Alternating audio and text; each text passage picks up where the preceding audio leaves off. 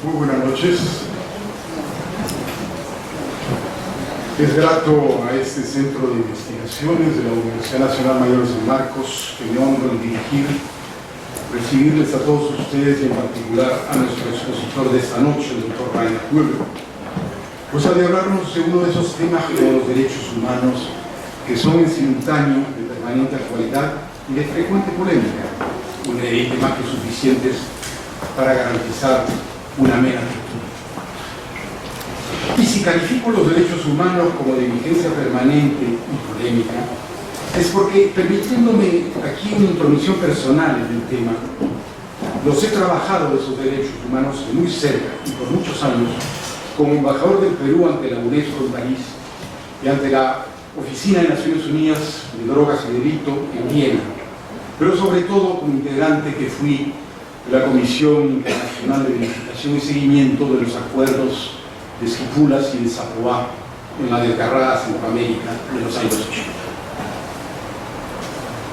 Con su reconocida erudición, el profesor Güeber nos ha de hablar ahora sobre, cito, desaparición forzada, memoria histórica y educación en derechos humanos, experiencias entre América Latina y Alemania, como reza el extenso de los oficiales del título de su conferencia.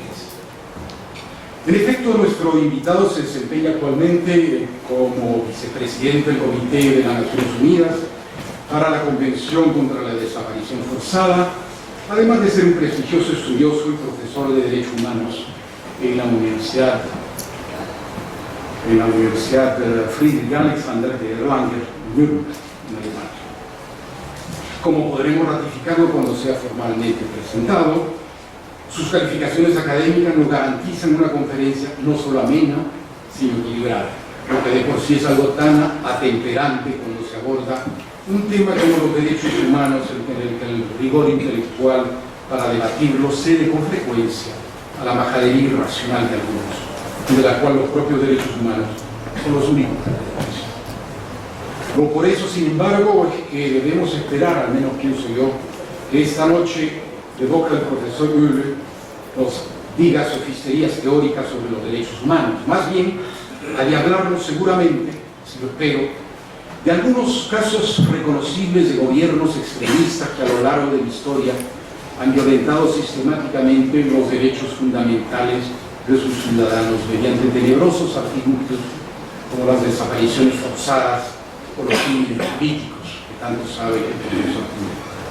Me refiero específicamente a las ardides con que tantos regímenes despóticos han violado metódicamente los derechos humanos a lo largo de nuestra historia republicana, peruana y latinoamericana, para luego intentar que el tiempo los relegue a la impunidad del olvido, del cual intelectuales de la dimensión moral de nuestro invitado procuran sustraernos a fin de que la llama del recuerdo jamás se extinga, manteniendo así viva la memoria de las atrocidades cometidas en nombre del totalitarismo nazi.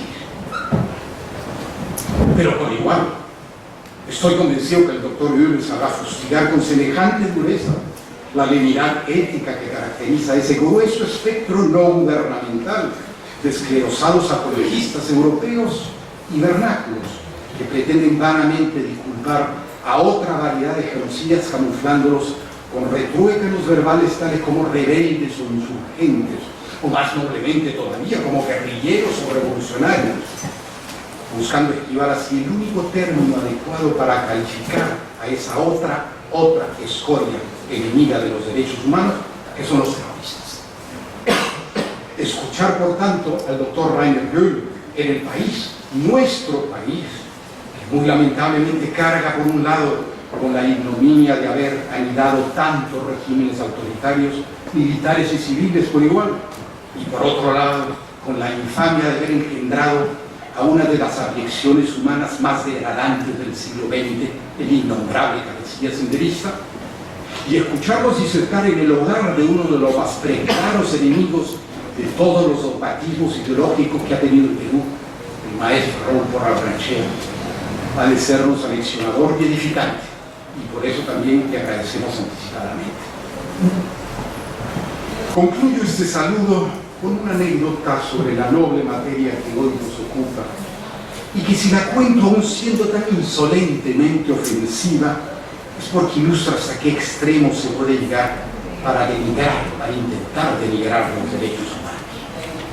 Alguna vez, en una de sus palabrosas incontinencias radiotelevisivas, se escuchó al arquetipo más actualizado del dictador latinoamericano afirmar con siniestra ironía que él consentía los derechos humanos, pero protegía a los izquierdos humanos. Como sospechamos que aquello pretendió ser una burla supuestamente divertida, hoy podría remedarle ya Maduro émulo del comandante, pero porque su insuficiencia no le permitirá jamás percibir el desprecio que esconde aquel depravado juego de palabras con que su mentor maltrató estos valores civilizadores fundamentales que constituyen los derechos humanos. Pero tal es, bien lo sabemos, el sino que define desde siempre a esos mismos valores: bregar con una creciente realización de la persona humana en medio de la incomprensión, la indiferencia y hasta la violencia verbal y violencia física. Le doy entonces una cordial bienvenida al profesor Rainer Kühler, a quien le agradezco una vez más la deferencia de hablar en el Instituto Porras, lo mismo que a los tres distinguidos panelistas que han de comentar su conferencia: Magíster Rosa María Mujica, doctor Carlos Rivera Paz y Magíster Sofía Macher, quienes, al igual que nuestro ponente, serán introducidos por la moderadora de la mesa, la licenciada Carmen Rosa Rosa. Gracias por su asistencia a todos y cedo la palabra a la señora Cardosa. Muchas gracias. Bienvenido. Muchas gracias, buenas noches. Yo quiero agradecer a todos su presencia esta noche, al embajador Leon McBride por sus palabras, porque realmente ha hecho una introducción que nos explica a todos mucho de lo que pensábamos decir. Pero sin embargo no puedo dejar de expresar también que estamos aquí reunidos gracias a que Rainer Kühler nos ha dejado un pedazo, una parte de su agenda en esta visita corta a Lima, y también agradecer a Rosa María Mujica, a Sofía Macher, ex coordinadoras, secretaria ejecutiva de la Coordinadora Nacional de Derechos Humanos, y a Carlos Rivera, reconocido penalista, que nos acompañan y van a hacer los comentarios de Rainer. Yo lo que quisiera es, de alguna manera, hablar de lo que significa juntar la academia con el activismo en derechos humanos. Nosotros, como Amnistía Internacional, trabajamos la temática de desaparición forzada en los años 79, cuando comenzaron en Argentina a surgir las denuncias y las graves violaciones que sucedían durante la dictadura de Videla. Fue así que Amnistía mandó una misión a ese país y por primera vez se enfrenta a una temática que era reciente, ¿no? Como la desaparición forzada. Y eso motivó a que por primera vez, como algo que marca también el trabajo de Amnistía, es que de ese trabajo, de esa misión, sale más de 2.000 casos, lo cual es inédito en Amnistía. Generalmente hacen reportes de la temática de un país, pero en ese caso recibió tantas madres y abuelas de Plaza de Mayo que en ese momento se estaban formando, y por eso tiene este valor histórico también este informe.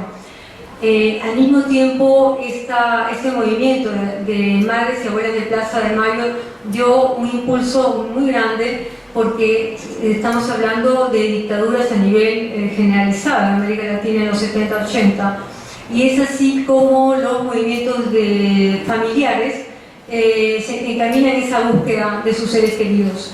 Y afortunadamente nosotros hemos mantenido ese trabajo constante de apoyar todas las medidas, convenciones, instrumentos de protección y prevención de derechos humanos a través de nuestra participación como observadores en Naciones Unidas.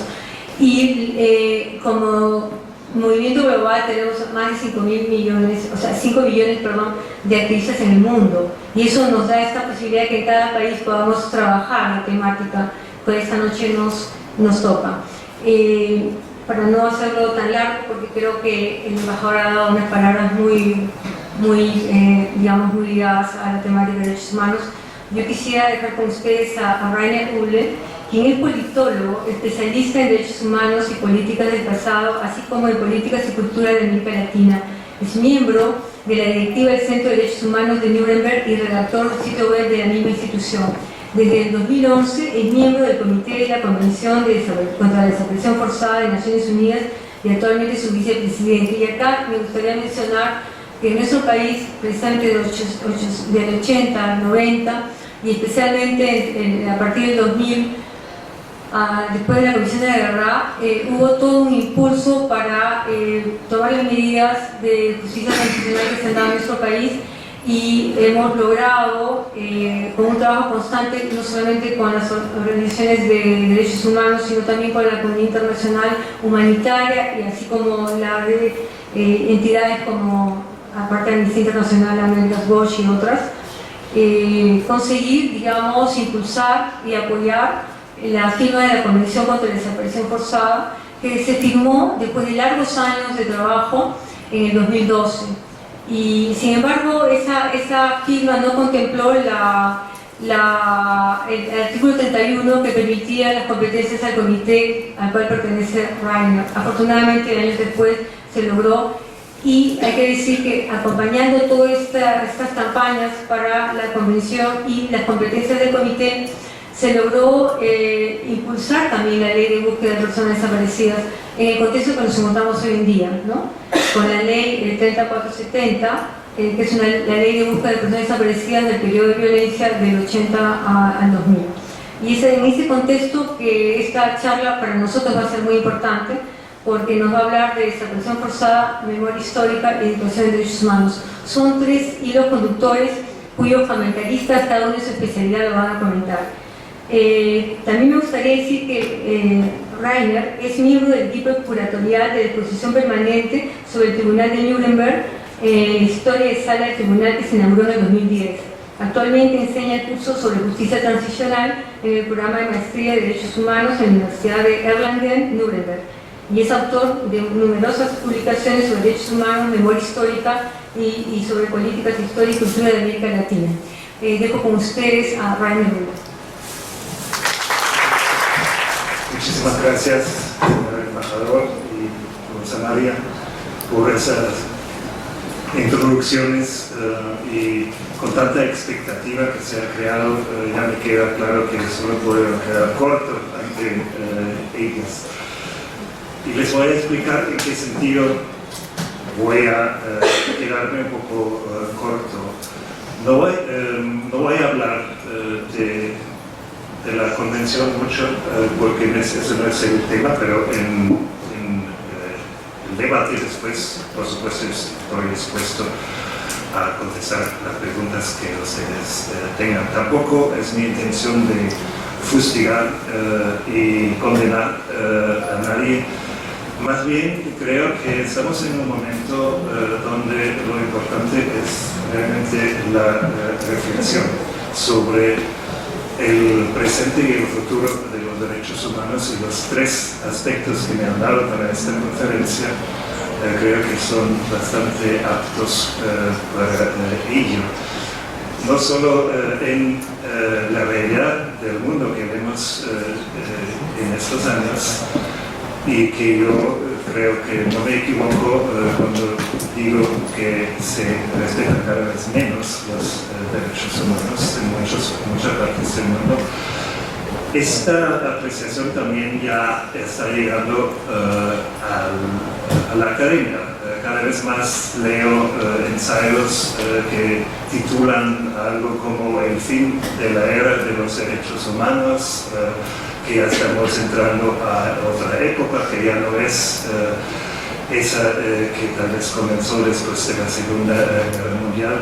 Y eso creo que solo podemos enfrentar si realmente estamos dispuestos a cuestionarnos a nosotros mismos, a reconsiderar, reflexionar nuestros principios, nuestros puntos de partida, por qué creemos que los derechos humanos son importantes y seguirán siendo importantes también en el futuro, y que no podemos aceptar ni permitir que se termine un ciclo que era caracterizado por los derechos humanos y comience otro que yo no sé cuál podría ser, y mucho menos en qué sentido podría ser el mejor para ellos. Entonces, en esa tónica, lo que yo les propongo es acompañarme a través de algunas experiencias, algunas personales, otras no tanto, que me permiten por lo menos tocar un poco los tres temas que se me ha dado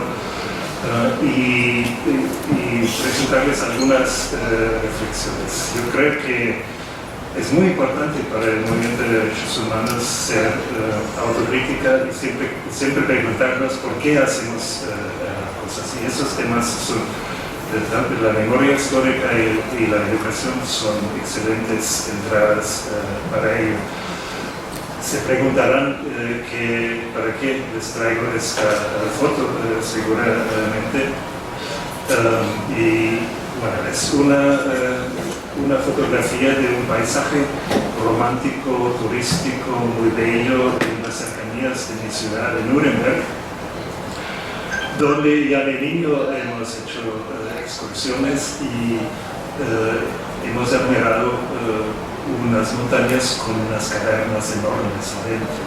Aquí ven la entrada a una de esas cavernas. Mi padre me dijo que era muy peligroso y que no podíamos entrar. En esa época estaban abiertas, ahora están cerradas esas excavaciones. Lo que yo no sabía y lo que sé hoy y que se muestra aquí también en los paneles es que esas excavaciones no eran naturales, sino que eran hechas por los nacionalsocialistas en los últimos años de la guerra para ahí producir armamento digamos, protegido por los aviones de los aliados que ya estaban avanzando. O sea, esa cosa es uno de los muchos monumentos de trabajo de esclavos de los nazis para el armamento de la guerra. Tenemos en Europa unos 7.000 sitios de campos de concentración. Normalmente era un centro y muchos alrededor. Y este pueblo que se llama Haburg es uno de ellos donde murieron unos 3.000 personas por las condiciones de trabajo en estas condiciones. O sea, es una memoria histórica reciente. Ese monumento, esa señalización es de los últimos años. También en las cercanías se ha hecho una especie de memorial donde hay un mínimo de información, pero todo eso es de este siglo, no es del siglo pasado y se debe a la iniciativa de la ciudadanía. Aquí tenemos otra visión del mismo monumento en ese pueblito de ni siquiera 3.000 habitantes que se llama Haburg. Y en el fondo tal vez pueden ver otra cosa, que es esta, un monumento a 20 metros de distancia, un poco más antiguo. Es un monumento a los héroes de las guerras, los soldados caídos o desaparecidos en las dos guerras, por supuesto solamente los soldados alemanes. La letra dice a los héroes del pueblo de Haburg. Y aquí tenemos los de la Segunda Guerra Mundial. O sea, ese monumento fue erigido después de la Segunda Guerra Mundial, después de todos los tremendos crímenes cometidos por los nacionalsocialistas en nombre de Alemania, sin ninguna reflexión sobre la criminalidad de ese régimen, solo memorando los soldados. Están ahí al lado uno y otro, y me parece siempre muy extraño, para no decir irónico, pero también es una oportunidad para pensar qué hacemos con la memoria, para qué sirve y qué contradictoria puede ser la memoria histórica.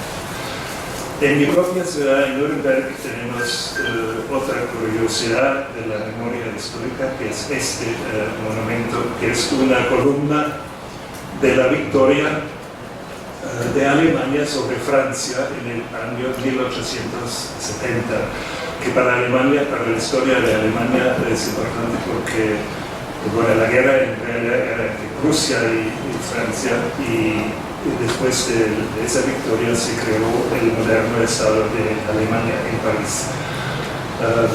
Y en muchas partes de Alemania se conocen estas columnas con una victoria por supuesto una mujer arriba lanzando los símbolos de la victoria. La más famosa es la conocen en Berlín, también ha sido en muchas películas. Entonces, ¿qué tenemos aquí? Primero, una conmemoración de los soldados que han participado en la batalla contra Francia en 1870 por la ciudadanía de Nuremberg. Después tenemos una placa, obviamente puesta más tarde, recordando las pocas víctimas alemanas en las guerras coloniales que Alemania llevó en China y en Sudáfrica, en África del Suroeste o en Namibia. No habla, por supuesto, de los miles de indígenas caídos en esas guerras. Después, en el mismo monumento, tenemos otra vez una placa para los soldados alemanes caídos en la Segunda Guerra Mundial, sin mencionar el nacionalsocialismo. Y lo más espantoso es que eso fue puesto en el año 1966, o sea, no directamente después de la guerra. Pasos de la memoria histórica. Eso en ese sentido ya no sería posible hoy en día, creo. Y finalmente, en el año 98 del siglo pasado, algunas iniciativas locales lograron poner una placa adicional donde se hace mención por lo menos de otras víctimas también, y donde también se hace un llamado a la paz y no solo se celebra la guerra. Todo en un solo sitio. Es de alguna manera me gusta porque representa la verdad del desarrollo de la memoria histórica. Faltan muchas cosas, por supuesto, o sea, yo lo complicaría, pero por el momento queda así. Y nos enseña que la memoria histórica, ella misma tiene una historia, una memoria, son memorias acumuladas y creo que hay que reconocerlos. Bueno, de eso podemos tal vez hablar más tarde, pero como ya estaba hablando del colonialismo, en la misma Namibia de hoy en día, en el sitio donde se llevaba a cabo en 1905 la batalla más feroz contra los indígenas, en la cual murieron probablemente unos 60.000 de ellos. Hay un cementerio donde reposan los restos de los pocos soldados alemanes que también caían en esta batalla. Y es manejado por una asociación que cuida tumbas de caídos en Alemania, pero también donde estuvieron alemanes. E incluso al interior hay una placa que sin ningún reparo celebra los valientes soldados que estaban en minoría, pero aún en minoría derrotaron a la mayoría de los indígenas. Eso está hoy, o era hace algunos años en Namibia, y me sorprende que los gobiernos de hoy no revocan esto, pero de alguna manera lo han respetado. He visto que hoy también hay una placa para las víctimas africanas ahí. Bueno, después de esa introducción sobre las dificultades de diversas memorias históricas, vamos un poco más al presente. No sé si esos señores son de conocimiento general todavía. Aquí tenemos el presidente Reagan y el canciller Kohl de Alemania en una visita histórica.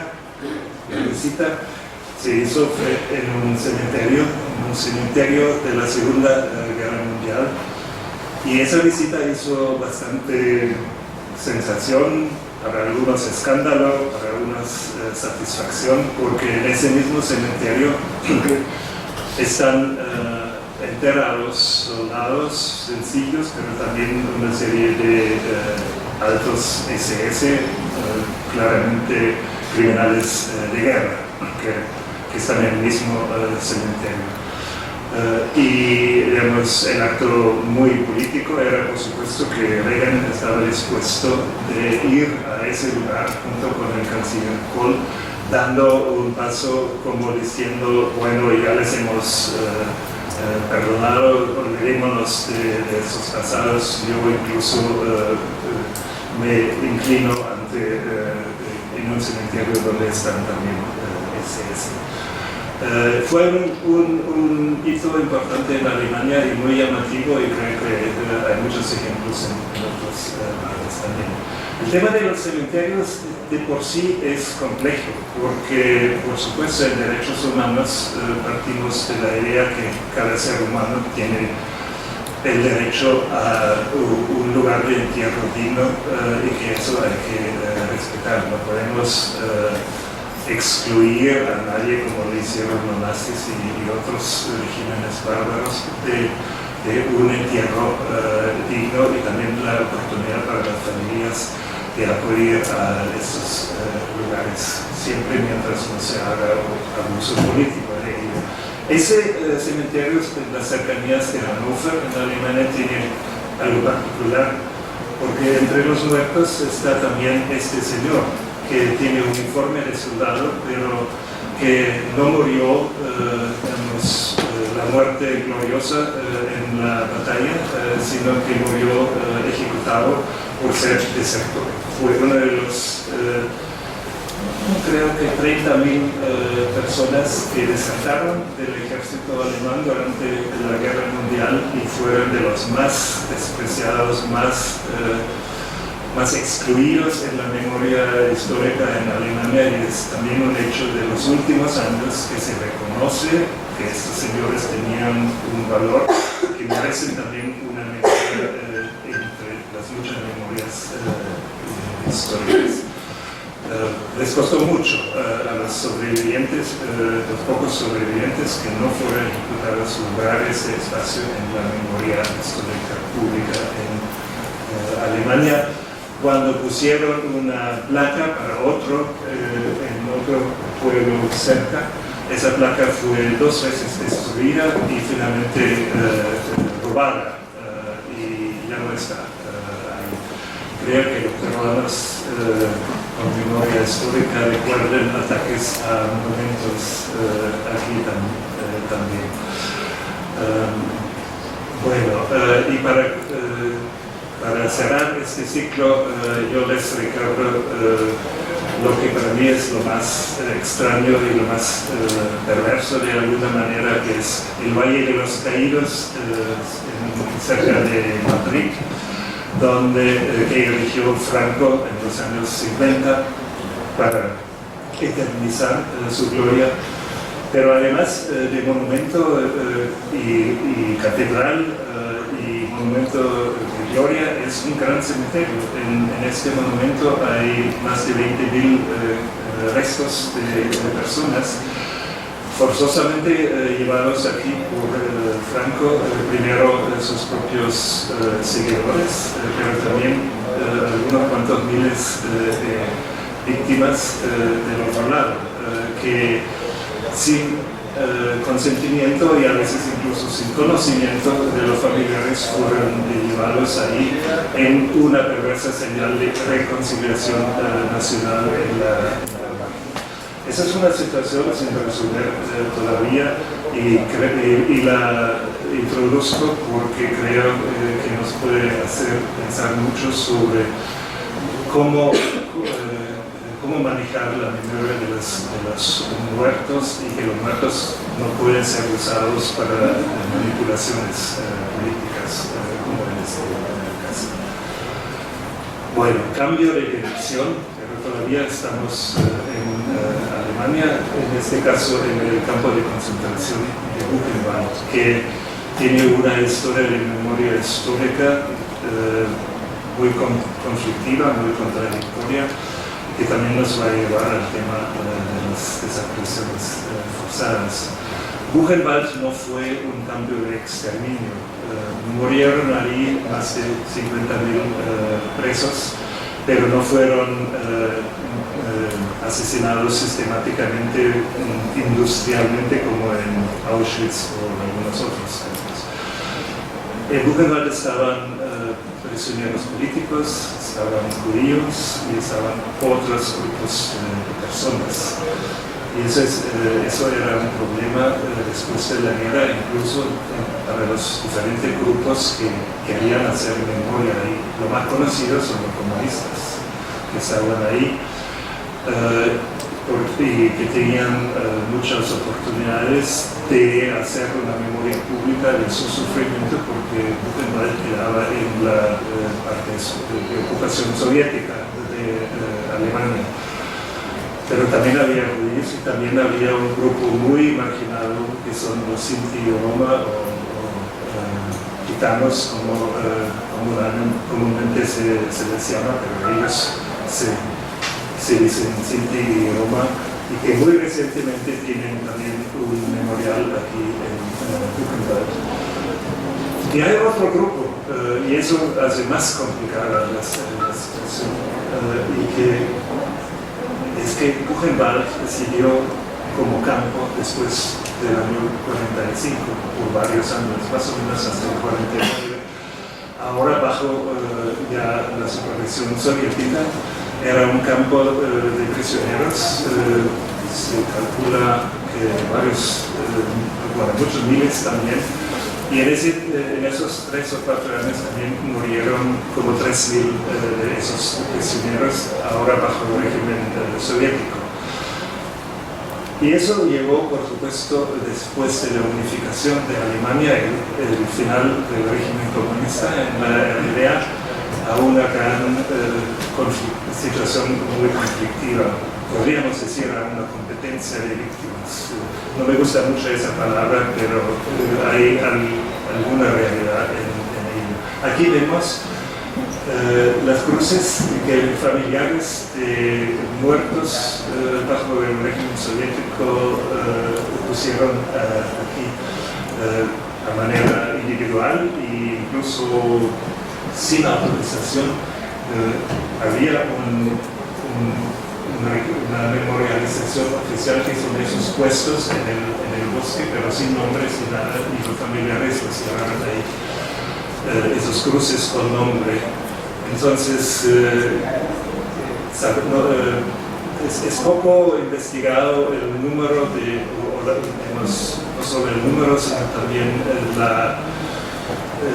la identidad de esos presos. Sabemos que entre ellos hubo no pocos nazis, realmente criminales de guerra, culpables, pero también había gente que simplemente era opositora al nuevo régimen, una mezcla de muchas cosas, y eso lo hace tan difícil para los administradores ahora en el sitio de desarrollar una estrategia digna y justa para todas las víctimas, sin meter todo en una misma olla y mezclarlo todo.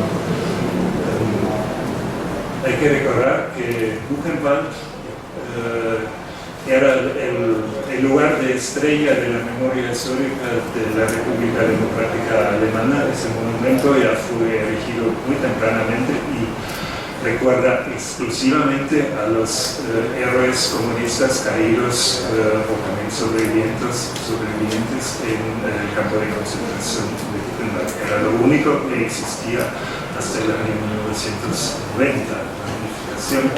Hoy en día hay una nueva dirección y que busca realmente hacer justicia a todas las víctimas.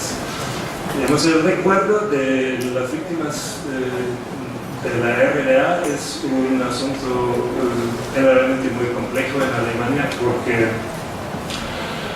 hay una tendencia, especialmente entre víctimas mismos y sus voceros, de equiparar el régimen de la RDA con el nacionalsocialismo. Todo era totalitarismo, todo era dictadura, y bueno, simplemente no es verdad, no se puede comparar. Hubo una dictadura, hubo víctimas, pero ni en número ni en calidad comparable a los nazis. Entonces, los memoriales a veces son un poco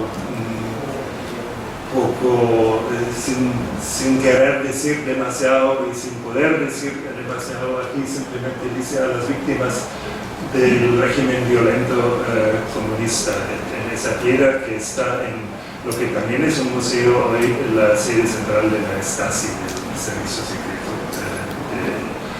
de la RDA.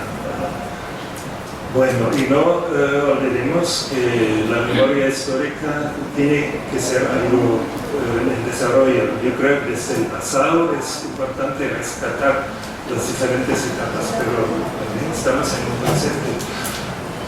En Alemania hubo un pequeño grupo de extrema derecha que durante 10 años asesinó a 10 personas de origen extranjero por la sencilla razón que eran extranjeros, o sea, el racismo a ultranza. Y la policía fue incapaz de desarraigar ese grupo, y solo cuando finalmente se autosuicidaron fue descubierto que eran ellos. 3 de ellos, de las víctimas, son de mi ciudad, y entonces en Nuremberg tenemos ahora también un memorial para estas víctimas. Y se pueden agregar. Ojalá que nunca tenemos que hacerlo. Pero para mí es muy importante entender que la memoria histórica es algo dinámico, que nunca vamos ni debemos llegar a un momento final. Tenemos que cambiar la manera de memorializar, porque nosotros también nuestras propias preocupaciones van cambiando, y con eso cambia la memoria histórica. Ahora sí vamos a América Latina. Nunca me parece así, pero esa Villa Baviera está en Chile, antes más conocida como Colonia Dignidad, un centro terrible de tortura, muerte y muchas desapariciones también. Y como tuve la oportunidad en los últimos años de acompañar muy de cerca los procesos allí, lo tomo como un ejemplo más de la dificultad de ser justo en la memoria histórica. Y bueno, en las afueras de esa colonia, no sé si tengo que explicar un poco qué era la Colonia Dignidad. Era una colonia de inmigrantes alemanes que durante el pinochetismo se convirtió en un centro de tortura de la CIA y de la DINA, los instrumentos del terror del Estado de Chile. Con la total complicidad de los dirigentes de esta colonia, en sí era un régimen extremadamente represivo hacia sus propios habitantes y miembros, que eran unos 300 alemanes ahí concentrados y aislados del resto de Chile. Entonces hay varios grupos de víctimas. Hay los mismos alemanes que de alguna manera también son víctimas, pero muchos de ellos al mismo tiempo también partícipes de los crímenes. Y hay los grupos de víctimas chilenas que fueron a la fuerza llevadas ahí, no voluntarios, sino a la fuerza, clandestinamente en la mayoría. Y esos dos grupos todavía están en graves conflictos, no logran encontrar una manera conciliada, concordada de hacer histórica. Así que los grupos, las víctimas los familiares de los detenidos, desaparecidos, han puesto su propia placa en las afueras de la colonia, porque a la colonia misma muchos años no pudieron ni siquiera entrar y hoy no quieren mientras no cambie la situación. El año pasado tuve el privilegio de ser parte de una delegación de personas trabajando en el tema de la memoria histórica en Alemania, y entramos a la colonia a hablar hablamos con los que todavía están ahí, pero hablamos también con las otras víctimas, hablamos también con la gente que ha salido de la colonia, que hoy es muy crítica. Y aquí en esa foto donde visitamos el centro de tortura en la colonia, por lo menos estamos reunidos gente que vive todavía en la colonia, gente que ha salido, los alemanes que les contamos un poco de nuestras propias experiencias con los memoriales en Alemania. Y lo que no vinieron son los familiares de víctimas chilenas. Ellos lo quisieron acompañarnos en esta empresa que también debo decir que era bastante difícil. Aquí están algunos de ellos, estábamos con ellos en su propio local y bueno, es una imagen por supuesto muy familiar también para ustedes y era muy doloroso ver el dolor de ellos y también sus buenas razones de no ni siquiera comunicar con nosotros, pero algunos sí lo hacen. O sea, ya no es una postura férrea y consolidada. Hemos visto primeros pasos, incluso hubo una noche donde entre muchas lágrimas algunos se encontraron y se contaron sus memorias, sus historias propias. Yo creo que ese es el primer paso importante pero nadie tiene el derecho de obligarlos de hacerlo. Si ellos no pueden o no tienen, es su buen derecho como víctimas de una situación totalmente diferente de la de los otros. Esos son procesos que creo que, por lo menos yo como foráneo, ellos no tengo el derecho de decirles cómo tienen que actuar, tienen que encontrar sus caminos, pero a veces los ejemplos de otros lados son útiles, en todo caso lo asumieron con mucho interés. Bueno, otro capítulo, y por un momento regresando a mi Alemania, porque en América Latina muchas veces me han contado que el tema de la desaparición forzada es un invento alemán, que lo inventaron los nazis. Y eso me ha obligado a investigar a fondo lo que pasó realmente con el tema de la desaparición forzada entre los nazis. Y aquí tenemos dos de los protagonistas en esto, el general Keitel y Heinrich Himmler, el supremo de la SS.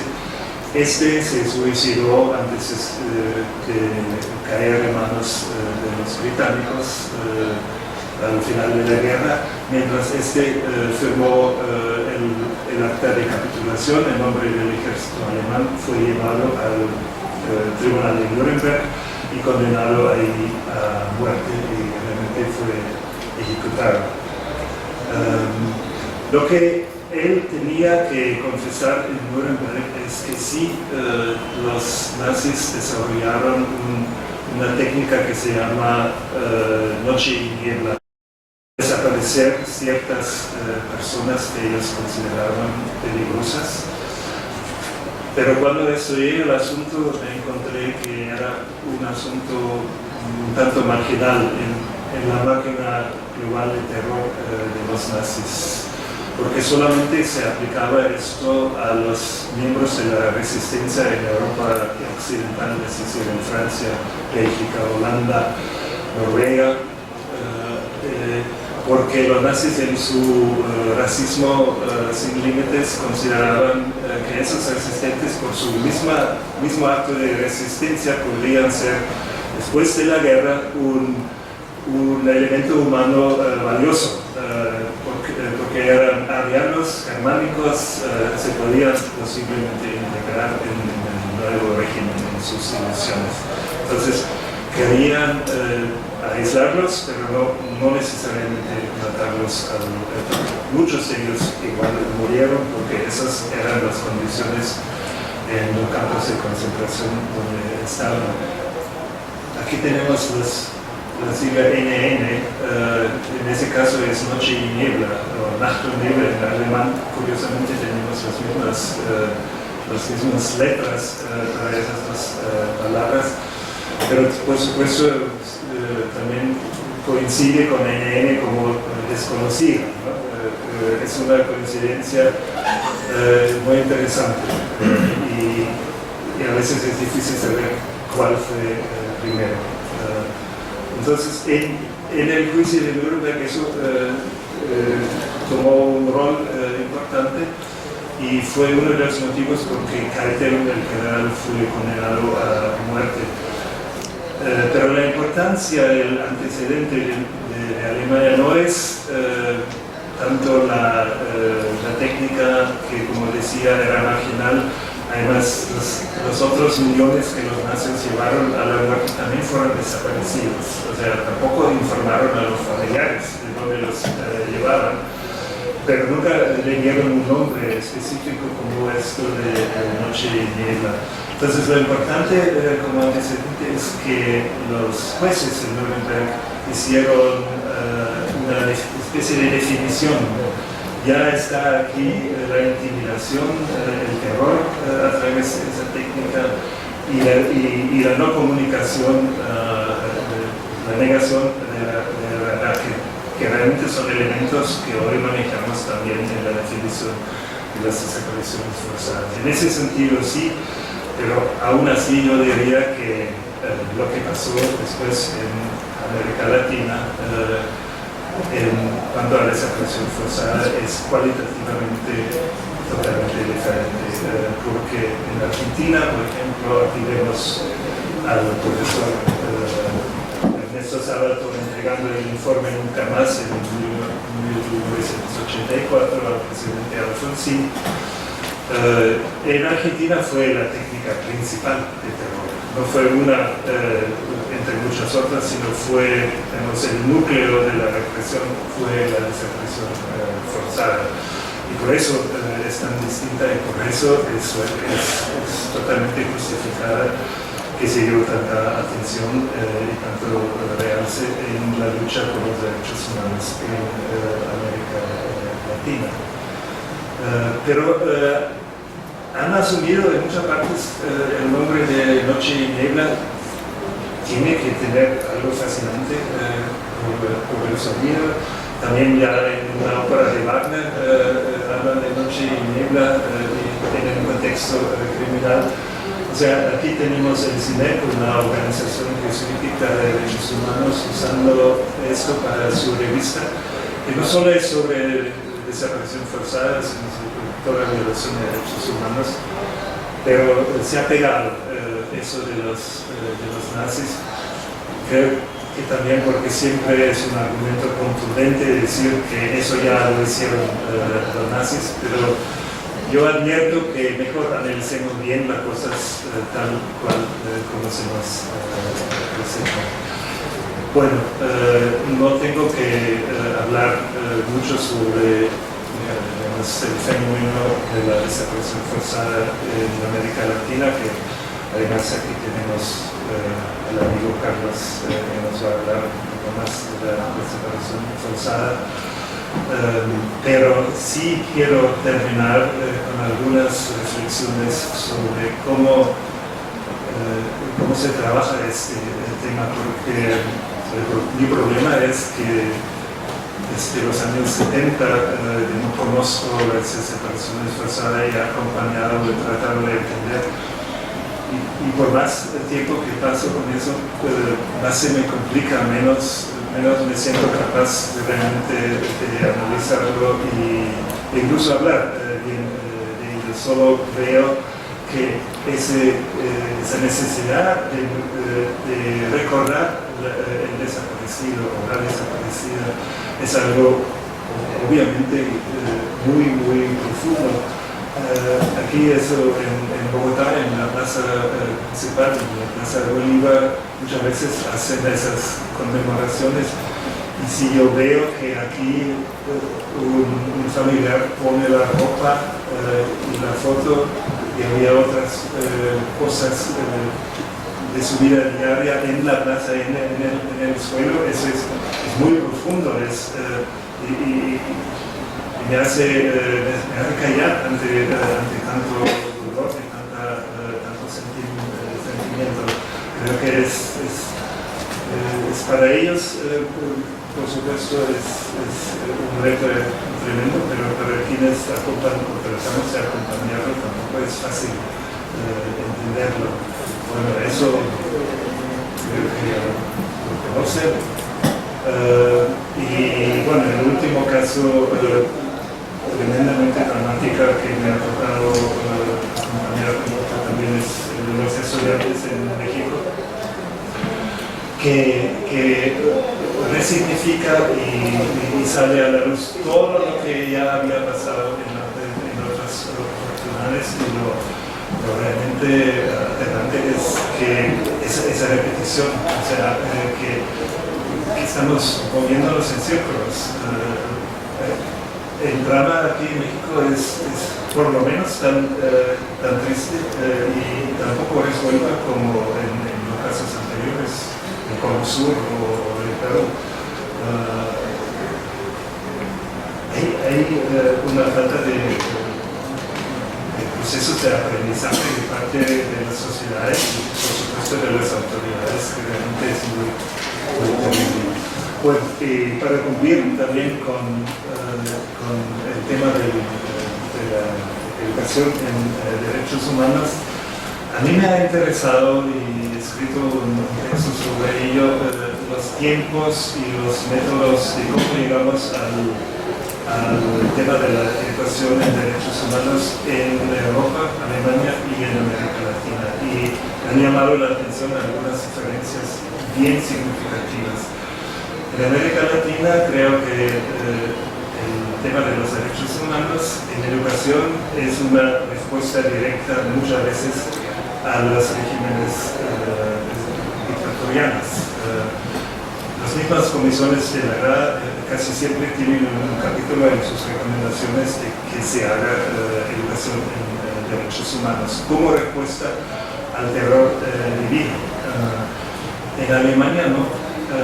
Cuando terminó la guerra, ni siquiera teníamos la Declaración Universal de Derechos Humanos, y Alemania llegó mucho más tarde todo el tema de derechos humanos, porque no estábamos miembros de las Naciones Unidas, teníamos otros problemas en la mayoría de la población, y cuando llegó finalmente, llegó por encima. Bajando del sistema de protección de derechos humanos en Europa, algunos sabios consiguieron un sistema de protección de derechos humanos. Es una situación totalmente diferente, y vemos que es diferente como practicamos educación de derechos humanos en Alemania, en Europa, como aquí. Por ejemplo, nunca he visto que la caída de las dictaduras en Portugal o Grecia en los años 60 y 70, y la misma España, haya tenido una incidencia directa y fuerte en un esfuerzo de educación en derechos humanos. El discurso todavía era bastante político, antifascismo, lucha por la democracia, esas eran las palabras claves, no derechos humanos todavía. Y aquí, algunas décadas más tarde, sí, había ese vínculo. La misma lucha contra las dictaduras ya era bajo los lemas de derechos humanos. ¿Sí? En Chile, los abogados decían, claro, que incluso se vinculaban con el naciente sistema internacional de protección de derechos humanos, se aprovisionaron de apoyo desde esos lados, y entonces surge otro discurso. Y les enseño la tapa de ese libro, porque en ese proceso el peligro que uno podría decir es que todo el discurso de derechos humanos se centre exclusivamente en el problema de las dictaduras. En otras palabras, mayormente, casi siempre, derechos políticos y civiles. Y aquí los dos jesuitas, Juan José Mosca y Luis Pérez Aguirre,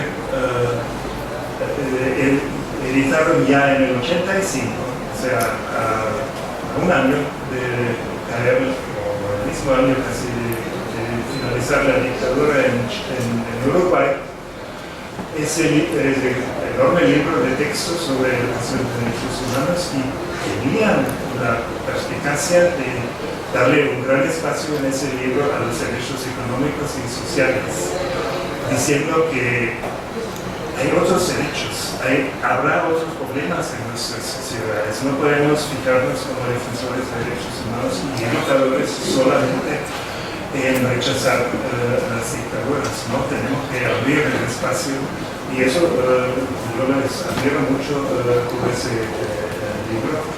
De igual manera a este, y con una pequeña leña a la colega Rosa María, que tiene un artículo en este libro, porque en ese artículo ella también nos recuerda que la educación de derechos humanos también tiene que tener otras raíces. En su caso describe que la educación de derechos humanos tiene una fuerte raíz en la educación popular, en la educación liberadora, en el sentido de Paulo Freire, que Paulo Freire nunca usó la palabra derechos humanos en sus textos. Yo lo he comprobado porque desde la distancia no lo creía al inicio, pero es así. Él tiene otras palabras, pero va a lo mismo. Y Rosa María hace el puente entre esa experiencia previa y la educación en derechos humanos. Así que esto que sale en el 88, antes del plebiscito en Chile, publicado en Chile, que también ya era una hazaña de alguna manera, también me parece muy significativo para el tema de la educación popular. Y voy a terminar con una pregunta que me hizo hace poco un fotógrafo mexicano de nombre Ernesto Guillén, que se pregunta, trata de dar respuestas en sus fotografías: ¿cómo vas a presentar, cómo vas a fotografiar a los desaparecidos? Y ha encontrado soluciones como esta, donde los desaparecidos están al lado de la cama matrimonial de algunos familiares, o como esta, como toda la familia extensa se agrupa alrededor del familiar desaparecido. Y muchas veces esas fotografías son solo el retrato, la cabeza, la cara de la persona, y muchas veces en realidad son las fotografías que a veces son los únicos que los familiares tienen del documento de identidad que ha quedado. Y el documento de identidad para mí es un documento que pertenece a una organización del Estado y tiene por lo menos connotaciones también más represivas, no necesariamente, pero también, y se invierte ese significado. Aquí la foto se llena de vida, y es tal vez una manera de enfrentar este tema.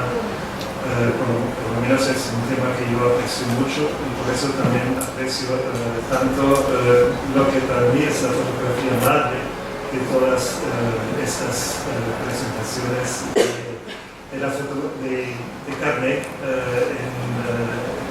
en los ensayos de graficar la desaparición forzada.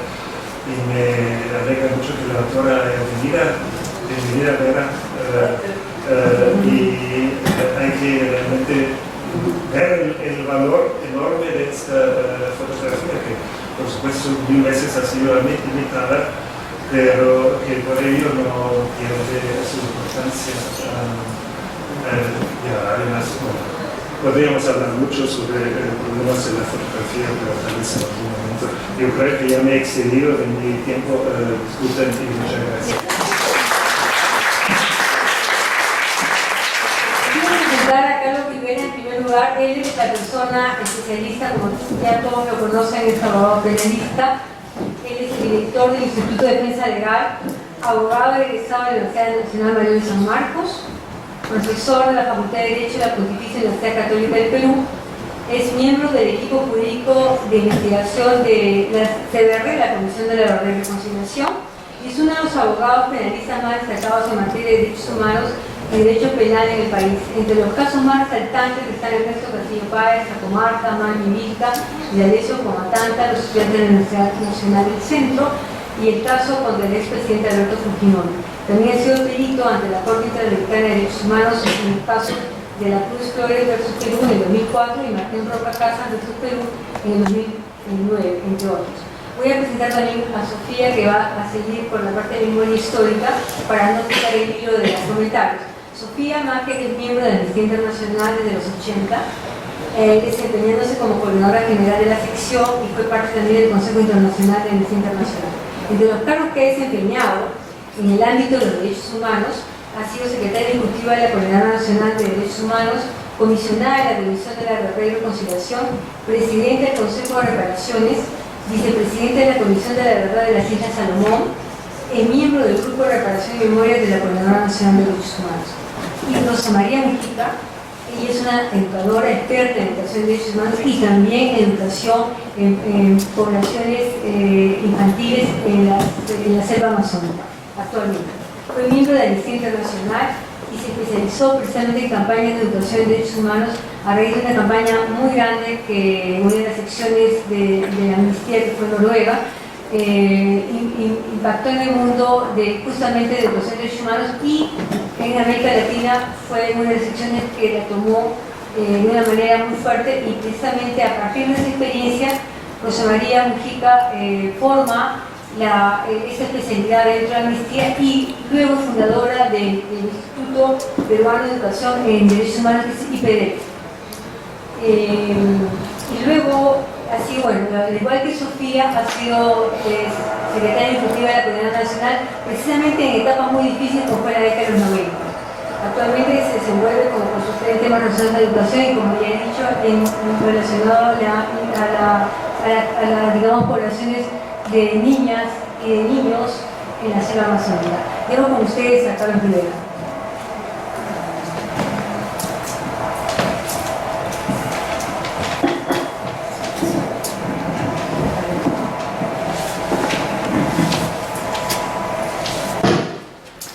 Dijiste 10 minutos, ¿no?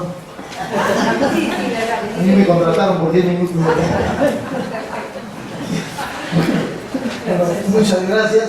Para mí es un honor estar en esta mesa con Reiner, a quien conocemos desde hace mucho tiempo, y también un placer de poder compartir una mesa después de mucho tiempo con Sofía Máger y con Rosa María Mujica, ex secretarias ejecutivas de la Coordinadora Nacional de Derechos Humanos, y estar aquí en el Instituto Porras para desechar que nos ha dado esta calurosa bienvenida. Y aquí he utilizado creo que 30 segundos más.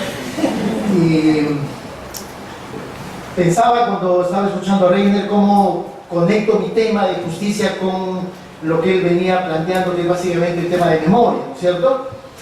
Y encontré capaz un punto de conexión a este tema, ¿no? La justicia, en el caso de Perú, me parece que ha sido el principal motor del elemento memoria y los temas de violaciones a los derechos humanos en el Perú. Y cuando yo escuchaba al embajador Beliván, cuando él hablaba de los derechos humanos como ese ámbito de este espacio de conflicto, capaz a eso nos referimos, ¿no? En los últimos 15 años hemos venido recuperando la memoria o hablando de los crímenes del pasado a partir de situaciones bastante conflictivas, ¿no es cierto? La semana pasada nomás discutíamos el tema Chavín de Huántar con un capítulo desde mi punto de vista irresuelto, que es justamente el tema de la justicia y quién mató a Tito, ¿no? Para no, y ahí cierro este tema para no ahondar y abrir polémicas innecesarias. Pero creo que el tema de justicia sí tiene mucho que ver con memoria, y en el caso de Perú creo que sí ha dado pie a que el proceso de memoria tenga una imagen y situaciones y nombres concretos, y no solamente sea una aspiración de recordar un pasado simplemente por hacerlo, sino que para recordar situaciones concretas que agravien nuestra memoria y que es indispensable recuperarla a partir de querer transformar ese pasado, ojalá de ser posible, ¿no? Creo que uno tiene que apostar por una ruptura con el pasado, ¿no? En algún momento determinado. Porque claro, cuando escuchaba a Damián Reiner y hablaba de los campos de concentración, ¿no es cierto?, los cementerios, claro, es probable que, así como en Alemania, en el caso de Perú, también se hayan desarrollado pues, procesos o lógicas consolidadas de violaciones a los derechos humanos de carácter sistemático. Por eso ocurrió lo que ocurrió y por eso demoró tanto tiempo en romper esas lógicas, ¿no es cierto? Pero también nos encontramos no solamente con esas lógicas institucionales de violación a los derechos humanos, sino también con un elemento muy importante que es una inacción de los aparatos de justicia y en muchos casos una complicidad de los aparatos de justicia con esos fenómenos que van ocurriendo. Y capaz esa es la razón o una de las razones de por qué eso no cambiaba mientras venía ocurriendo. En el caso de Perú yo lo que encuentro es, hay un momento político y hay un elemento concreto, un documento que son, me parece, los elementos que rompen con ese pasado. El proceso de transición democrática del año 2001-2002 en adelante, ¿no es cierto? Un proceso ciertamente inacabado, y el informe de la Comisión de la Verdad. El informe de la Comisión de la Verdad motoriza un proceso no solamente de memoria, sino también de justicia. Capaz por eso ha terminado siendo uno de los documentos más cuestionados, más criticados, pero que después de, ¿cuántos? 15 años de haberse publicado, mantiene una vigencia como muy pocos documentos en la historia de la República tienen. Probablemente porque algunos no lo leen, y no lo leerán, creo, y probablemente por las imputaciones históricas que plantea el informe de la Comisión de la Verdad. No me refiero a los informes jurídicos que la CBR hizo en 47 casos, sino al planteamiento de una imputación histórica de lo que ocurrió en el pasado y que nunca más debe volver a ocurrir, ¿no? Es ahí que trato de conectar en estos 3 minutos que me quedan con mi tema, ¿no es cierto? Y es el tema de la acción de la justicia como resultado de esa ruptura con el pasado, ¿no? Y en el tema de desaparecidos, creo que al inicio nos planteamos en realidad muchas preguntas. Algunas no están respondidas. Uno, ¿quiénes son y cuántos son los desaparecidos? La CBR habló de 4.000 y pico desaparecidos, ahora hay una lista de 16.000 y pico desaparecidos. Por lo tanto, hay un problema complejo. La segunda pregunta que nos planteamos desde las ONGs que investigamos el caso es ¿cómo se investiga un caso de desaparición forzada? ¿No es cierto?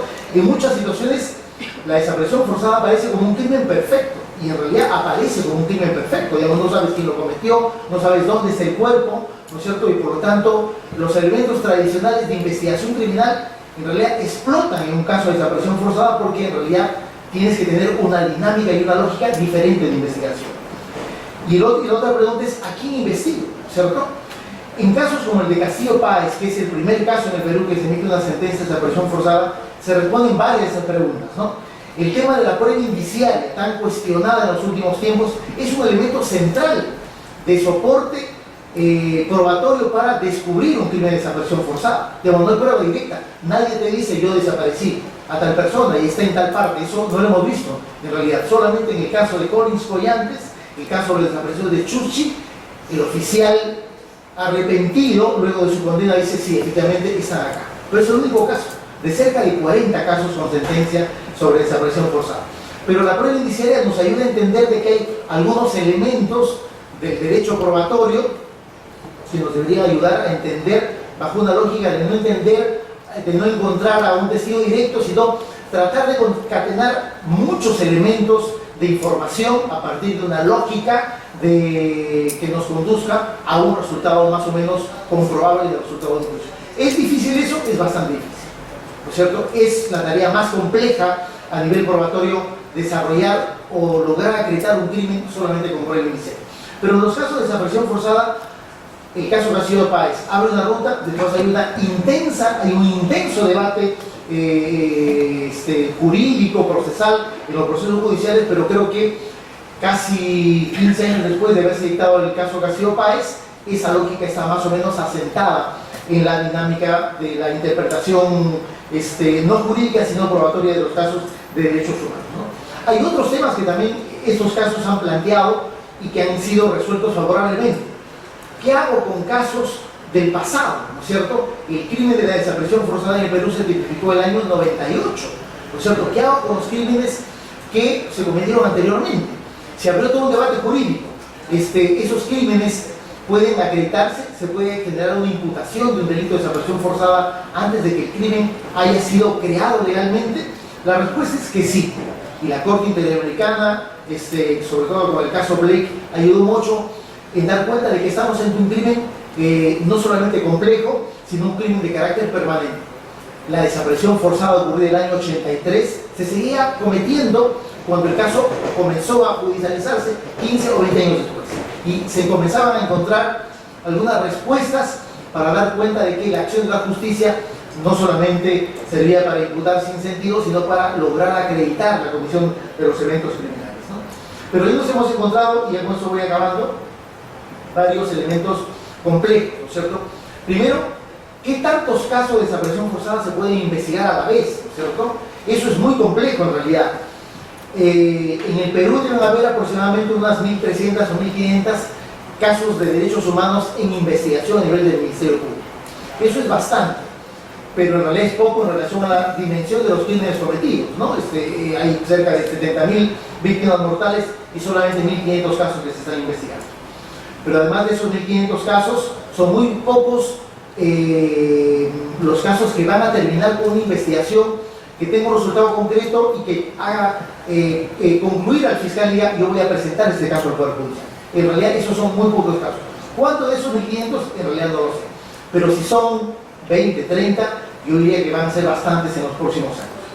Pero eso es en la etapa de la investigación del Ministerio Público. Son muchos menos los que han sido judicializados, es decir, que tienen un proceso penal y que han logrado concluir con una sentencia. Ahí las cifras son en realidad ya para preocuparse, ¿no? Desde marzo del 2006, que se dictó la sentencia de Castillo Páez, hasta hace un mes que se dictó la última sentencia en crímenes contra los derechos humanos, también por desaparición forzada, como le decía en la mañana Reiner, se han sentenciado aproximadamente unos 85-90 casos de violaciones a los derechos humanos. De esos deben ser unos 40 casos de desaparición forzada de personas, o tal vez 45.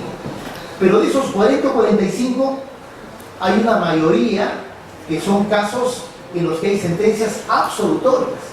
Es decir, de los 16.000 casos de desaparición forzada, hay unos aproximadamente 40-45 que han sido sentenciados, de los cuales la mayoría son casos en los que se ha dictado una absolución y en una minoría de casos se ha dictado condenas contra los perpetradores. Por lo tanto, el ranking que uno puede hacer en realidad es bastante difícil de entender, ¿no es cierto? ¿Por qué un país con tantos miles de desaparecidos tiene tan pocos casos? Y además, si me preguntarían, ¿eso ha sido positivo o negativo? Yo diría que el balance, no voy a decir que es extremadamente positivo, pero ha sido bueno en términos de la acción de la justicia. Claro, son procesos particularmente complejos. Estamos hablando de que cuando uno inicia un caso de esta naturaleza, en realidad uno se embarca por lo menos una década o por lo menos 15 años hasta concluir un caso. Difícil de entender, es una lógica común de investigación penal.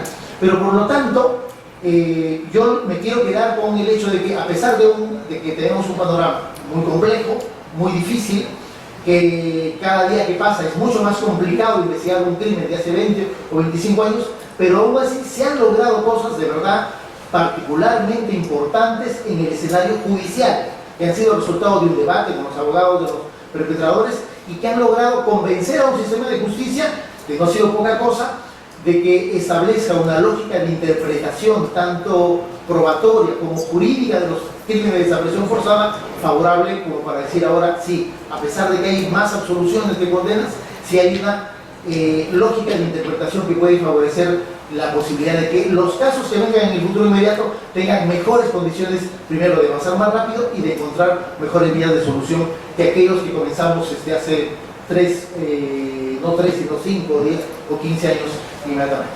Gracias.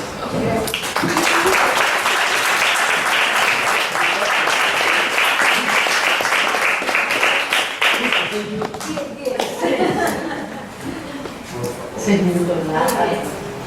Estoy también encantada de estar acá con un viejo amigo, no por viejos, pero entrañables amigos de tantos años, de tantas batallas, que son los amigos que son para siempre, ¿no? En los años difíciles, justamente cuando se producían las desapariciones en el país. Yo también viendo cómo me colgaba de la presentación de Rainer, y es sobre la memoria como dinámica, y las historias van cambiando, y siempre es posible modificar una historia. Y aquí, además se sabe que la manera en que se puede modificar la memoria, modificar la historia, es si que hay un grupo encargado o interesado en modificarla y que hace los esfuerzos para modificarla y plantear una nueva. Y esa en este país ha sido los familiares de los desaparecidos desde el año 83, que vienen batallando, exigiendo al Estado peruano información sobre qué pasó con sus familiares desde el año 83. Y ellos son la razón por la cual se creó una comisión de la verdad en este país, y nunca dejaron de exigirla y presentar lo que era la verdad que era negada y que fue recogida en el informe de la Comisión de la Verdad. Como digo, la razón de la creación de la Comisión de la Verdad fue los desaparecidos. Estaba en la agenda de la Coordinadora Nacional de Derechos Humanos como la agenda histórica del movimiento de derechos humanos, y que no tenía nada que ver con la transición, sino era que venía de atrás porque había este grupo que lo estaba peleando. Y recuerdo cuando sale la comisión, el informe final se imprime, y yo voy personalmente a Ayacucho, al comedor de ANFACEP, a entregarles a las socias de ANFACEP, a los miembros de ANFACEP, el informe final de la Comisión de la Verdad. Entonces yo estaba muy orgullosa porque eso era una batalla que la teníamos en el movimiento de derechos humanos de tantos años, y era como que estabas cumpliendo tu tarea, ¿no? Tú llegaste con el informe y le puse así a las señoras, yo tenía un discurso como, mira qué importante lo que hemos hecho. Y al final recibieron el informe y no les decía absolutamente nada. Y lo único que terminamos es abrazándonos y llorando y diciendo, bueno, está bien, ya tu informe ahí está, pero ¿dónde está mi hijo? ¿Pero dónde está mi esposo? O sea, el esfuerzo y lo que nosotros teníamos como tan importante de haber hecho la tarea era insuficiente. Y ellas han seguido batallando y han seguido exigiendo. Un resultado muy rápido, me parece, del informe de la comisión, además de abrir procesos judiciales, fue la oleada. O sea, la claridad de haber ubicado el lugar donde fueron quemados, detenidos quemados, los detenidos en Cabitos. Creo que fue también una cosa ganada por ellas. Aquí está Daniel Figal, tú estabas de ministro, me la entregaste, ¿no? Y la convirtieron en un santuario. Es como una batalla tan importante para ellas, y que como que es la concreción de lo que ellos están diciendo y están denunciando es verdad. Y ahí están las pruebas, como su museo. O sea, yo cuando comparo, cuando entregamos el informe de la Comisión de la Verdad y cuando inauguraron su museo, su actitud fue totalmente diferente. O sea, con la Comisión de la Verdad era, ok, acá está, pero con su museo para ellas era así de concreto que nosotros pudiéramos ver en esa pared lo que ellas veían, en esa pintura horrorosa que tienen afuera, donde están las manos descuartizadas. Y para ellas eso sí fue muy importante, porque ya tenían la claridad que nosotros sabíamos, que estábamos viendo lo que ellas habían vivido, y eso sí lo podían manejar, lo podían entender. Y leyendo ahí unos artículos que se van a presentar ahora en LASA este fin de semana, había uno de ellos que hablaba de una investigación que se ha hecho en un pueblito de Ayacucho y que decía, tal es la presencia de los desaparecidos que se puede, porque los familiares lo tienen ahí, que se puede decir que es una clase social. O sea, hay sitios, hay lugares en que la cantidad de desaparecidos que están presentes todavía, porque no se sabe, hay que completar una información, están ahí y son parte, o sea, es una clase social, son parte de lo que tienen que ser descritos e incorporados en la composición de esa sociedad. O sea, no han sido olvidados, están ahí.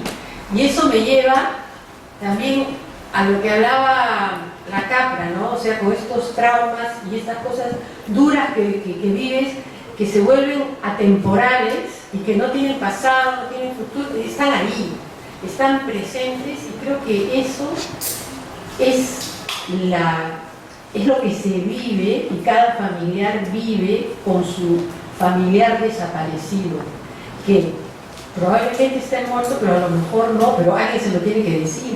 Pero ¿y dónde está? Tiene que encontrarlo, tiene que saber qué pasa.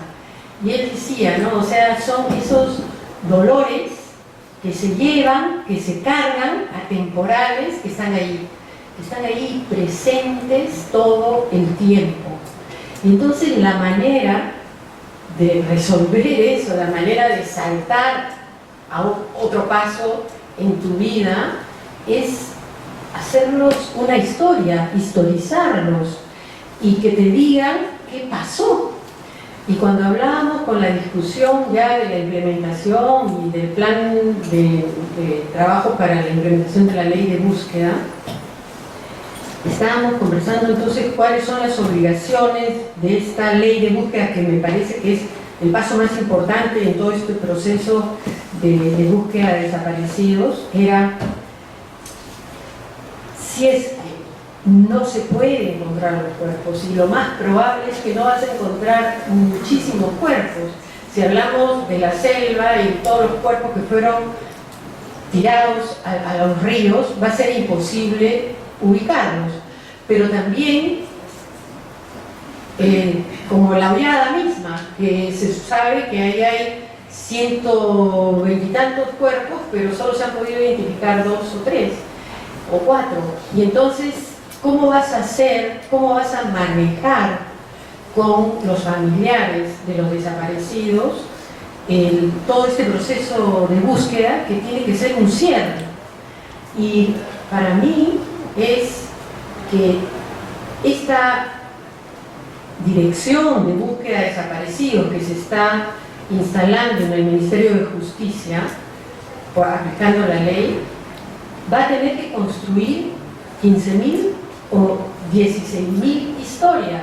O sea, a lo mejor no va a poder entregar o retornar el cuerpo, pero lo que no puede dejar de hacer es que a cada familiar le tiene que decir que el Estado sí buscó, el Estado sí investigó, y el Estado te puede decir qué le pasó a tu familiar.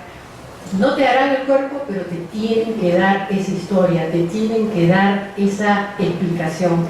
Y por eso creo que el trabajo que se viene con esta intención de la búsqueda de desaparecidos va a ser de una magnitud que a mí me parece que va a ser mucho más grande que la Comisión de la Verdad. Y el esfuerzo del Estado tiene que ser tan grande que le tiene que dar una explicación a cada uno de estos familiares para que puedan cerrar un círculo y poder poner eso que le pasó a tu hijo, eso que le pasó a tu esposo en un cuadradito que tú lo puedes recordar, pero que no está presente, hiriente, sin poderse manejar.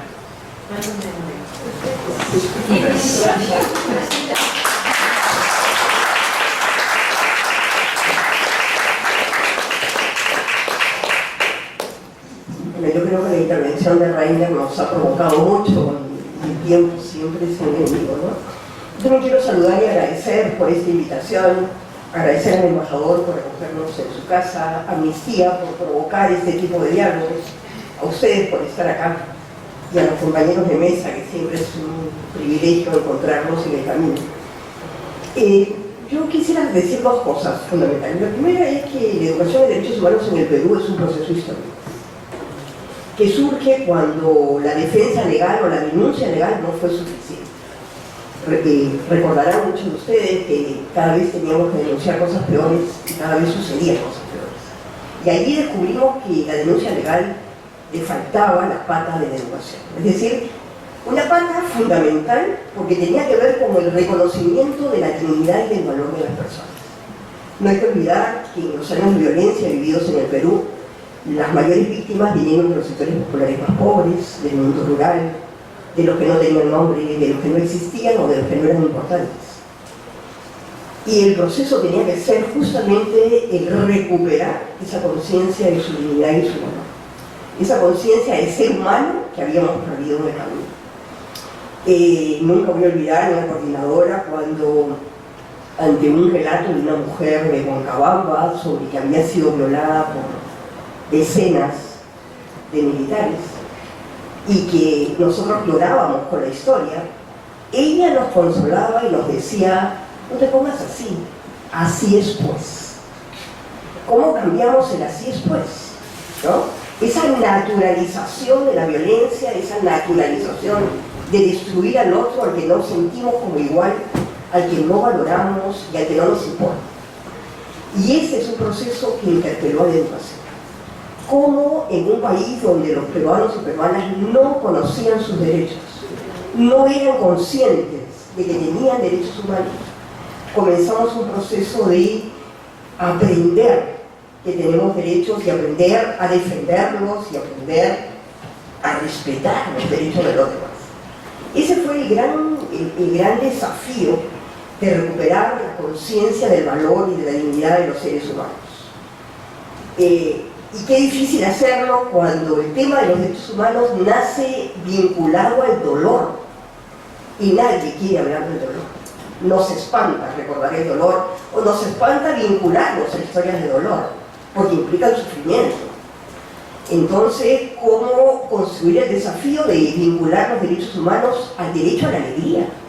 Que significa el derecho a ser felices, el derecho a vivir una vida lo mejor posible, que había sido negado y que sigue siendo negado. Por eso los derechos políticos no eran suficientes, sino que teníamos que vincular la lucha por los derechos humanos a la lucha por la felicidad, a la lucha por el desarrollo integral de la persona, a la lucha por el derecho a la vida, pero también a la satisfacción plena de las necesidades de las personas.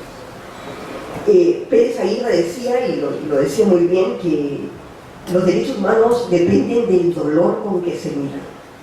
¿Cómo generar esa conciencia del dolor del otro en la gente? Los peruanos y peruanas, muchos de ellos que habían, sobre todo en Lima, habían permanecido al margen de las historias de dolor que veíamos, ¿no? Y ahí se plantea el desafío de cómo entonces educar en derechos humanos en medio de la ignorancia, en medio de la no conciencia del valor de las personas, en medio de una sociedad racista, discriminadora, ¿no? Y en medio además de una sociedad donde la violencia es una manera de resolver los problemas que arrastramos hasta el día de hoy, ¿no? Y por eso sigue siendo un desafío inconcluso, absolutamente inconcluso. Simón Rodríguez, el maestro de Simón Bolívar, decía una cosa extraordinaria, decía que lo que no se siente, no se entiende. Y la educación en derechos humanos entonces tiene que ser un proceso de trabajar con los sentimientos de la gente. Tiene que ser un proceso de ponerse en los zapatos del otro o de la otra, de aprender a sentir lo que el otro está sintiendo y no de vivir la vida como si el otro no me importara. ¿Y cómo hacerlo en una sociedad donde lo que importa no es el ser, sino el tener? En un sistema económico donde lo que importa es seguir la vida y tener dinero y adquirir cosas. Entonces los desafíos planteados son múltiples, ¿no? Este proceso se inicia entonces como eso, como una búsqueda de la recuperación de la propia dignidad, la conciencia del propio valor, la recuperación de la historia como sanadora, ¿no? El enfrentar a lo que se ha vivido no para seguir llorando, sino para mirar el futuro de otra manera, ¿no? Y hoy día, por lo tanto, la educación en derechos humanos está vinculada a cómo recuperamos ese sentido. No solamente fue importante en épocas de violencia, no solamente nos ayudó a construir movimiento de educarnos en la conciencia de lo que estábamos viviendo y de lo que queríamos vivir, y en esta conciencia de decir nunca más, ¿no?, que no se repita esta historia. Sin educación, la historia desgraciadamente se repite, ¿no? Entonces, ¿cómo transformamos los procesos educativos de la escuela, de la universidad, pero también de la vida familiar? ¿Cómo aprendemos a cuestionar aquello que vivimos como natural? Lo vivimos en el Perú, por ejemplo, ahora con el tema tan de moda como es el feminicidio o la equidad de género, que son temas de derechos humanos. Mientras sigamos aceptando que la violencia es la manera de resolver los problemas, no habremos aprendido nada de lo vivido en el Perú. Mientras sigamos creyendo que el otro no vale lo que yo valgo, no habremos aprendido nada. Mientras no aprendamos a dialogar y a respetarnos y a considerar que la diferencia no es desigualdad, sino que la diferencia es buena y necesaria, y que somos diferentes, y que viva la diferencia, y que aprendamos a respetarnos en esa diferencia, no habremos cambiado nada. Estaremos totalmente expuestos a seguir viviendo lo que se vivió en estas terribles décadas de violencia armada en el Perú, de terrorismo demencial, pero también una respuesta del Estado ciega, que no supo cómo manejar la situación, y desgraciadamente se convirtió también en uno de los motores de la violencia. Entonces, la educación de derechos humanos tiene que construir una metodología distinta, y lo ha hecho. Es una metodología que parte de los afectos para construir conocimientos a partir de ellos. Es una metodología que lo que busca es que la gente parta de su propia realidad y de su propia historia.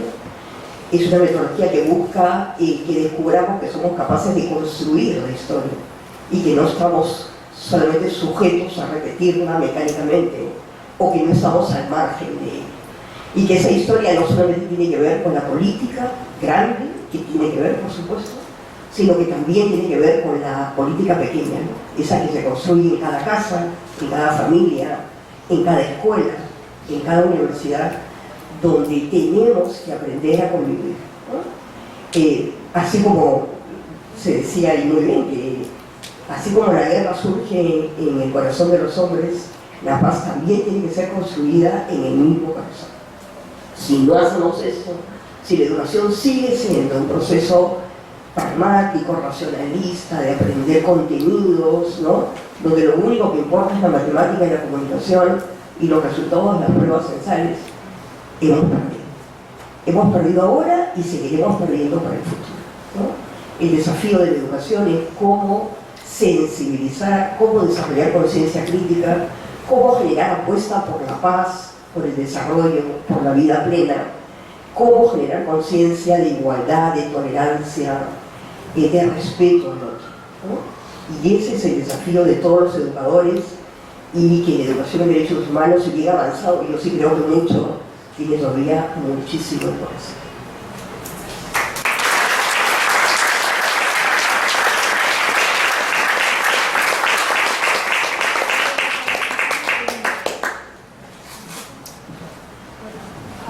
A solicitud de Rainer, porque habíamos pensado que él podía hacer unos comentarios adicionales en relación a lo que han dicho esos ilustres comentaristas.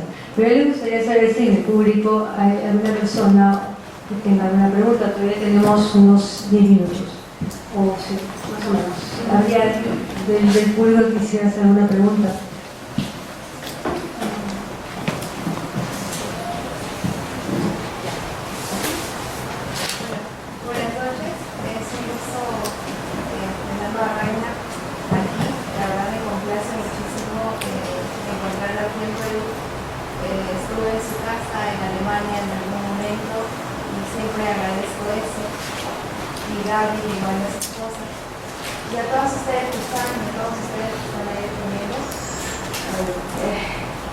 Todavía es complicado hablar del tema. No me esperaba este sentimiento de sangre, pero es muy fresco todavía, como dices, es atemporal todavía, ¿no? Yo actualmente trabajo en Huaycán, en un centro de emergencia local.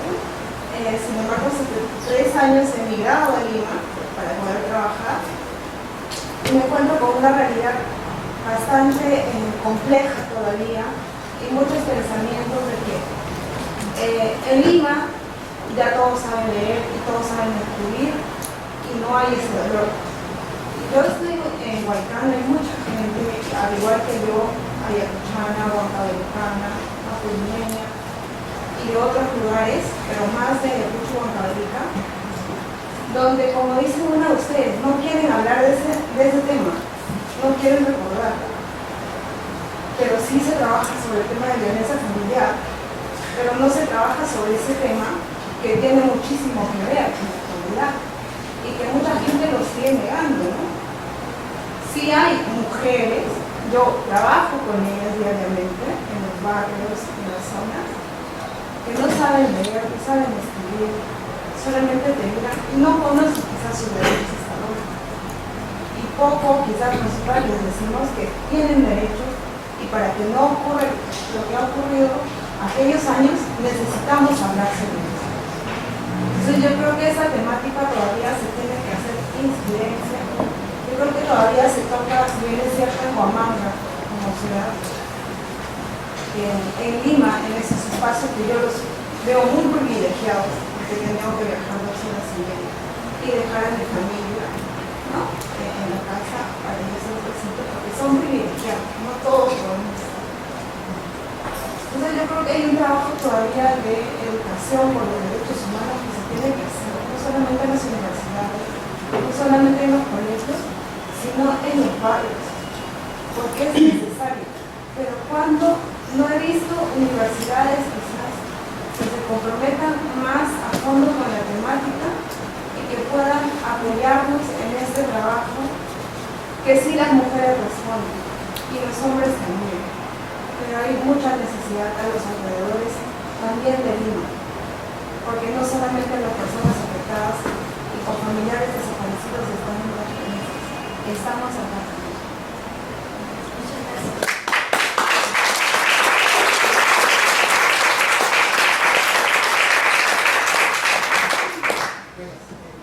Buenas noches, Reina, bienvenido al Perú nuevamente. Bueno, agradecido y placido por las intervenciones de todos ustedes, pero me gustaría también, digamos, mencionar que efectivamente, digamos, los desaparecidos. ¿Sí se escucha? Bueno, en realidad, los desaparecidos efectivamente es un gran dolor, es una vergüenza que se tiene que ir, digamos, resolviendo. Yo creo que cuanto más rápido sea, va a ser mucho mejor. Sin embargo, también tenemos que decir que los desaparecidos están muy vivos y presentes, ¿no? A través de los familiares.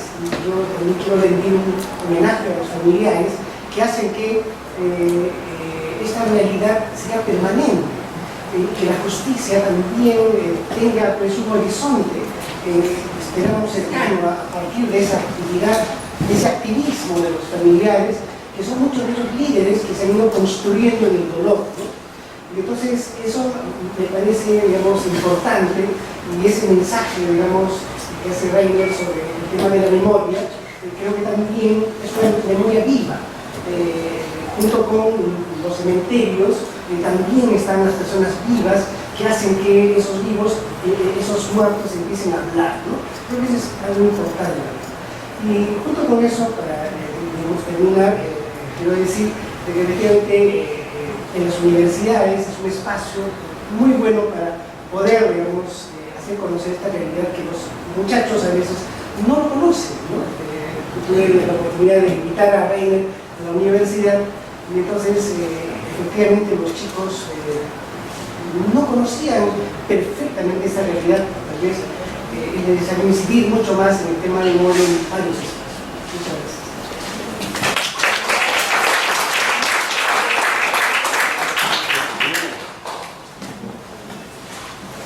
Bueno, ante todo, muchas muchísimas gracias a todos los ponentes aquí en la mesa que me han dado mucho alimento para seguir pensando.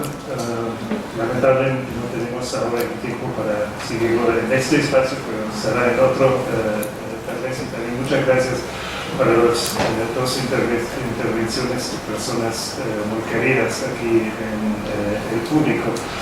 Tal vez una sola cosa de las muchas que me había anotado y que tiene que ver con lo que Sofía mencionaba sobre el cierre. Yo confieso que no creo en el cierre del problema de una desaparición forzada, ni cuando se encuentre la persona muerta o con vida. Yo creo que esa es una herida que no termina, que no se sana en el momento en que se encuentre la persona.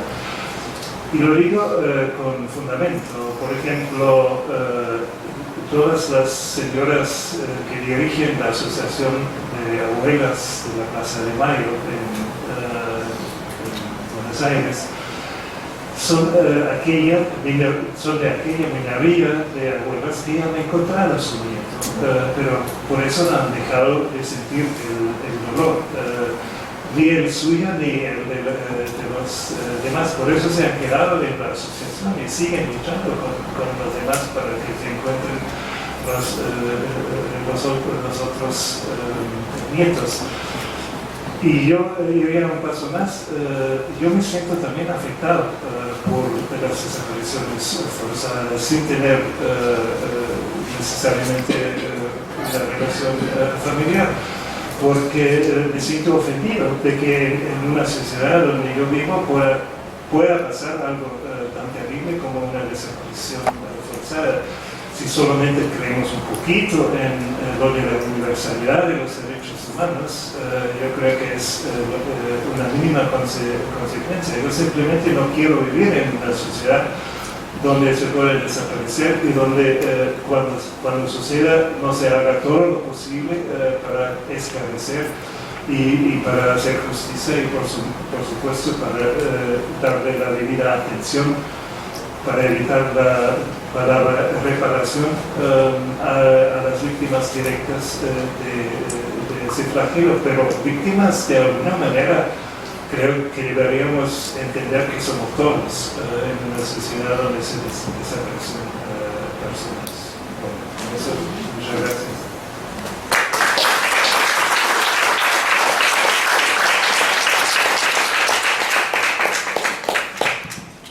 Solamente agradecer a todos su presencia, porque acá tenemos a varias personas que son familiares de casos que se han trabajado. Les agradecemos profundamente su presencia aquí, como a todos ustedes.